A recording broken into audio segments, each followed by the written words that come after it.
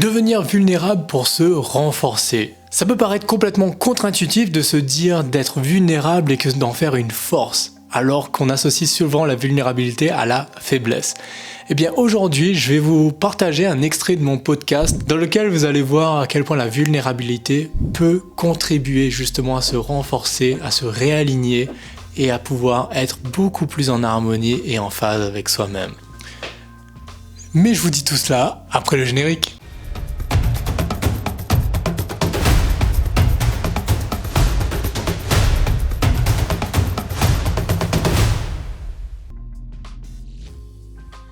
Donc, pour cela, moi j'aimerais vous partager une des règles justement qui a été l'une des plus difficiles à changer, si je peux dire, dans ma vie, qui m'a pris énormément de temps à changer, et une règle qui, je croyais, était vraie au départ, s'est avérée être fausse et qui m'a freiné énormément. Je vais m'expliquer, et le jour où j'ai pu identifier cette règle, c'est grâce en fait à une question que Tony Robbins utilise énormément dans ses coachings. Et cette question, je la trouve mais tellement puissante. C'est une question qui, lorsqu'on prend le temps vraiment de se la poser et d'aller voir tout ce qui en ressort, mais peut modifier une vie et transformer une personne. Cette question, elle est la suivante. Si vous, pendant votre enfance, en fait, vous aviez deux parents, si vous avez vécu avec vos deux parents, et que vous les avez connus, lequel des deux parents vous avez été en demande d'amour? C'est-à-dire, pour qui vous aviez l'impression que vous aviez moins d'amour, que vous receviez moins d'amour. Et il y a forcément un des deux parents vers qui on ressent cela. Pour ma part, moi, ça a été tellement simple cette question-là. Ma mère, je n'ai jamais eu à me demander si elle m'aimait. C'est-à-dire, c'était évident pour moi depuis tout petit. Elle a tellement fait de choses. Elle me regardait, elle me l'a dit. Elle a beaucoup exprimé tout l'amour qu'elle a pour moi. Là-dedans, je n'ai jamais eu à me poser la question. Par contre, mon père, qui n'a jamais été très expressif, n'a jamais démontré ce genre de choses, qui gardait beaucoup tout ce qu'il vivait à l'intérieur, ses émotions, on n'a jamais su en quelque sorte, qui partageait très peu ses émotions. Forcément, moi, je me suis toujours demandé est-ce que mon père m'aime. Et donc, du fait que mon père, il a toujours cherché à nous donner, il nous a éduqués de manière à ce qu'on nous donne toujours le meilleur de nous-mêmes. Moi, j'avais associé ça à, si j'arrive à faire les choses, à réussir, tout ce que j'entreprends, à ce moment-là, mon père sera fier de moi, et donc il va m'aimer. Donc en gros, c'est un peu comme si ce qui m'a drivé tout le long de ma jeunesse, ça a été vraiment de rendre mon père fier, et de faire des choses, de les réussir. Donc j'ai travaillé à l'école, j'ai réussi la majorité de mes études, j'ai toujours essayé d'exceller dans le sport, par exemple aussi. Dès que je commençais un sport, j'allais en compétition, j'essayais d'être dans les meilleurs. J'ai toujours essayé de donner le meilleur de moi-même et de réussir ce que j'accomplissais. Et donc du coup, cette croyance-là a quand même été très bénéfique pour moi durant toute ma vie parce qu'elle m'a poussé justement à développer des compétences, à acquérir justement certaines compétences, à avoir cette niaque, cette envie de me développer constamment et d'être une meilleure version de moi-même. Donc, elle m'a quand même beaucoup aidé dans ma jeunesse. Le moment où cette règle a fini par devenir, on va dire, toxique pour moi et, on va dire, limitante, ça a été lors de ma 3e année de fac en Australie, où je suis tombé gravement malade et qu'en gros, j'ai dû arrêter mes études et ne pas terminer complètement le cursus que j'avais commencé. Et du coup, pour moi, j'ai vraiment vécu ça comme un échec. Et ce n'est qu'avec le recul que j'ai pu avoir toutes ces idées que je vous partage aujourd'hui, mais sur le coup, pour moi, je l'ai vraiment vu comme mon père ne veut pas être fier de moi en fait. Je vais décevoir mes parents. J'ai failli, je n'ai pas réussi, et donc du coup, je vais décevoir mes parents, et surtout mon père, et donc derrière, tout le travail que j'ai fait pour le rendre fier et pour qu'il soit il m'aime, il me donne de l'amour, en gros, raté. J'ai pas réussi. Donc ça a été très complexe pour moi de pouvoir à ce moment-là retrouver une nouvelle forme et une nouvelle vision pour me dire, ok, qu'est-ce que je vais pouvoir faire pour le rendre fier en fait, parce que cette idée-là, elle est restée dans ma tête.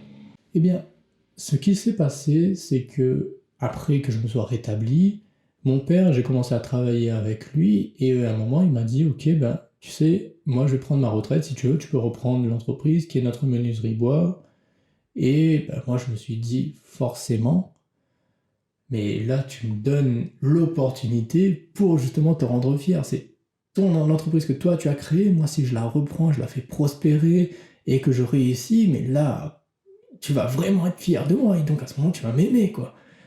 Et donc, je me suis dit, tout de suite, je dis, oui, oui, ok, j'y vais, en fait. Le problème, c'est que la menuiserie bois, le monde du bâtiment, n'est pas du tout fait pour une personne avec ma personnalité. C'est-à-dire que j'étais pas du tout doué là-dedans, j'ai pas, on va dire, fait prospérer l'entreprise autant que je le souhaitais, je l'ai quand même fait améliorer, mais ça n'a pas eu voilà, autant que moi je l'imaginais au départ et tout. Et surtout, le pire, c'était que bah, moi, de plus en plus, mon bien-être, il diminuait au fur et à mesure que je restais dans cette entreprise. Ça devenait vraiment un fardeau, ça commençait à être lourd et je n'ai pas été épanoui, ce qui a fait que justement, au bout de 4 ans, j'ai quitté cette entreprise. Mais le plus important là-dedans, ça a été, on va dire, le fait que, bon, j'avais posé la question à mon père, c'était super important de lui dire, ok, qu'est-ce qu'il en pense si moi j'arrête? Et lui, il m'a dit, mais t'as pas à te soucier, si tu vas arrêter, arrête, c'est pas un souci. Il m'avait quand même donné son aval et c'était important. Mais derrière, tout ça, en fait, quand je vous dis, hein, cette idée de vouloir rendre fier mon père, elle était inconsciente. C'est-à-dire que ce n'est qu'au moment où je me suis posé cette question de Tony Robbins que j'ai pu prendre conscience de tout ça. Pour moi, tout cela, c'était inconsciemment que je le faisais. Hein.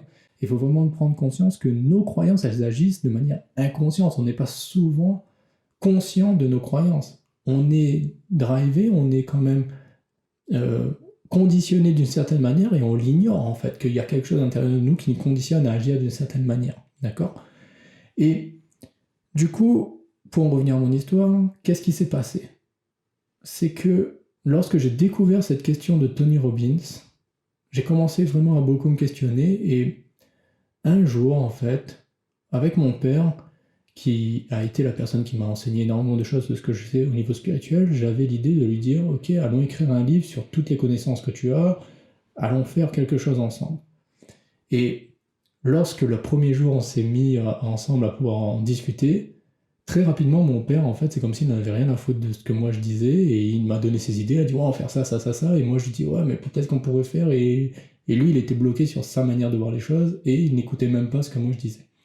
Ce qui est venu renforcer en gros cette idée de bah ouais mais je suis pas, de toute manière moi je connais rien, je suis pas suffisamment à sa hauteur et donc ça sert à rien de, en gros je suis pas compétent et ça m'a beaucoup remis en doute en quelque sorte.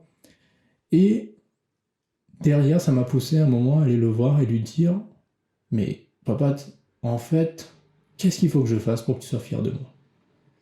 Et vous voyez ce jour-là, là je vous le dis comme ça, mais je vous laisse vraiment imaginer, vous remettre dans le contexte d'une personne qui, en gros, a passé plus de 30 ans de sa vie à se poser la question, à se dire qu'il faut qu'il rende son père fier, donc faire des choses, et qui ose aller le voir et lui dire cela. Je peux vous dire que j'avais les mains qui tremblaient, j'étais vraiment, je bégayais presque quand je lui ai posé la question, j'étais mais vraiment pas bien, quoi. J'avais un nœud et tout dans la gorge, au ventre et tout, c'était difficile, mais j'ai osé aller lui poser la question. Et la réponse qu'il m'a donnée, eh bien je peux vous dire qu'elle m'a littéralement laissé sur le cul, c'était, il m'a regardé dans les yeux, surpris déjà que je lui pose cette question-là, et il m'a dit, mais tu sais, je serai fier de toi, du moment que tu es heureux, je serai fier de toi. Et là, ça a été, mais quelque chose dans ma tête vraiment, vous voyez, quand une impression que ma vie change, que j'ai vécu dans une espèce de mensonge toute ma vie et que je découvre la vérité en fait. Cette sensation-là, ben, forcément déjà, elle m'a amené une énorme libération parce que je me suis dit, mais putain, je me suis mis une pression pour rien. Et en plus, elle m'a vraiment fait me dire, mais t'as été tellement bête. T'as passé 30 ans de ta vie à agir d'une certaine manière, à faire tout ça pour quelque chose qui était juste, sois heureux. Toi, tu croyais qu'il fallait que tu construises des choses, que tu fasses de grandes choses, des choses grandioses, et que tu réussisses socialement et tout, alors que la seule chose que ton père, en gros, il souhaite, c'est juste que tu aies un smile sur le visage, quoi. Et ça m'a tellement marqué, et je peux vous dire que ça a changé ma vie d'avoir cette conversation avec mon père, parce que j'ai revu tout mon système de croyances, j'ai revu beaucoup de choses, et aujourd'hui, je suis vraiment beaucoup plus en phase avec moi-même, en fait, parce que être heureux, c'est ça, c'est juste être en phase et être soi. Du coup, j'ai pu me réaligner, me dire, mais j'ai le droit de me réaligner, j'ai le droit d'être moi, parce que c'est comme ça que je suis heureux. Et ça a été un énorme changement. Aujourd'hui, je voulais partager cette idée avec vous, cette anecdote en fait de ma vie avec vous. Pourquoi ? Parce que cette question que j'ai posée à mon père, en fait, je lui ai posée 2 mois avant qu'il meure. Et je vous laisse imaginer que qu'est-ce qui se serait passé, qui je serais en fait si je n'avais pas osé poser cette question à mon père. Il y a des chances que je me serais dit, il est mort et j'ai échoué. Je n'ai même pas pu le rendre fier. Il y a des chances où je m'aurais pu passer toute ma vie à m'en vouloir en me disant, je n'ai même pas pu rendre fier mon père. Tandis qu'en ayant osé aller le voir, faire face à cette peur et en fait à me dire, est-ce que cette espèce de croyance que j'ai dans ma tête là, est-ce qu'elle est vraie ? Le fait que je suis parti le voir et que j'ai fait ça m'a libéré de cette idée-là. Et j'ai pu faire, je peux vous dire honnêtement, le deuil de mon père beaucoup plus facilement en fait. Je ne vais pas dire facilement, ça n'a jamais été facile de faire un deuil, au contraire. C'était difficile, mais j'aurais peut-être jamais fait le deuil de mon père si je n'avais pas osé parler avec lui. Et vous voyez, ce que je vous invite à faire, c'est que parfois, certains d'entre vous, si vous avez encore cette opportunité, si vous avez encore vos parents, s'il y a encore des choses à dire avec vos parents, dites-vous qu'on ne sait jamais quel est le dernier moment en fait. Et dites-vous que l'opportunité, il faut la saisir le plus rapidement possible. Quand vous avez identifié quelque chose qui vous freine et qu'il est important d'aller voir la véracité, dites-vous, ne laissez pas une peur vous empêcher de faire ce qui va vous rendre heureux. Ne laissez pas une peur vous freiner dans votre épanouissement. Au contraire, osez l'affronter, allez-y. C'est peut-être difficile, mais je peux vous assurer que le trésor qu'il y a derrière la peur, la libération qu'il y a, n'a pas de prix. Je ne regrette pour rien au monde et je peux vous dire que je suis en énorme gratitude pour moi-même d'avoir osé aller dire cela à mon père. Chaque jour, je me dis, mais qu'est-ce que ma vie aurait pu être tellement différente si je n'avais pas osé faire. Pour moi, c'est un tournant de ma vie ce jour où j'ai discuté avec lui. Et je peux vous dire que ce tournant, j'aurais pu le rater en fait. C'est surtout ça que je veux partager avec vous. Donc voilà ce qui conclut cette vidéo. J'espère qu'elle vous a apporté un beau message, des clés justement pour pouvoir vous aider dans votre vie. Si vous voulez en savoir plus, cette vidéo elle a été extraite de mon podcast Harmoniser sa vie et l'épisode qui était comment modifier son système de croyances.